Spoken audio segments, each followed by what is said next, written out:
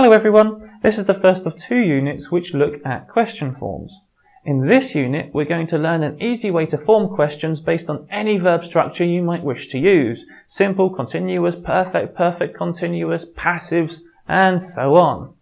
Before we look at that though, we need to revisit some sentence basics. If you take the sentence, the partner is working on the memo, the partner is the sentence's subject, the personal thing that does. You have the verb structure. In this case, it's is working.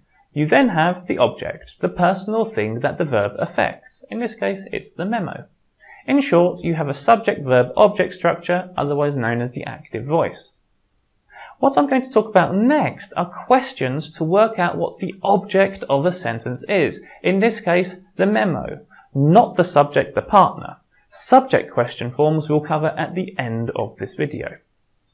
Okay, thinking about the object, we might ask one of the following 2 questions. What is the partner doing and what is the partner working on? Let's break these questions down. In each question, we have a question word. In both cases, it's what. This is followed by an auxiliary verb, in this case, a form of the verb be, which is needed to form the continuous, in this case, is. This is followed by the subject, in this case, the partner. This is followed by the main verb structure, which in these cases are doing and working on. That gives us the structure question word, auxiliary verb, subject, and main verb. The acronym we need to remember is QUASM. This structure works for all forms. For the continuous and perfect form, the auxiliary verb is a form of the verb be and have respectively. For the simple form, the auxiliary verb is a form of the verb do for the past and present, and will for the future. Let's have a look at some examples broken down into the QUASM structure.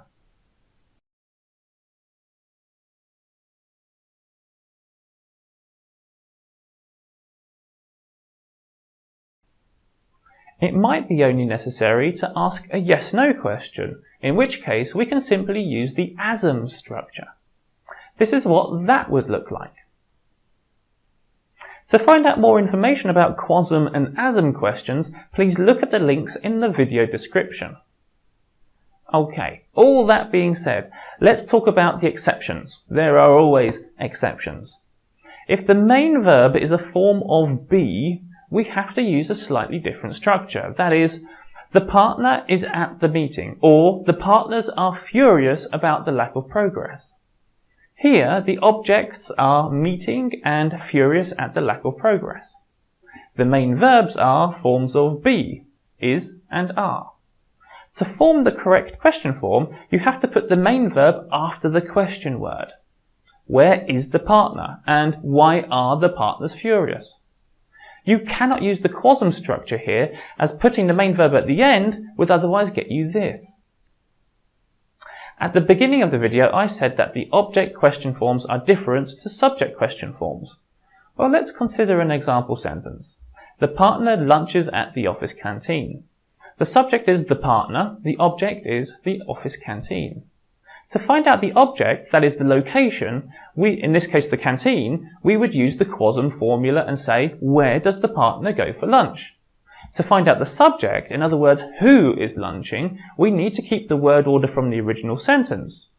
Who lunches at the office canteen? So we can see that the structure of the question changes depending on whether we want to find out the subject or object. And this is something that we have to bear in mind.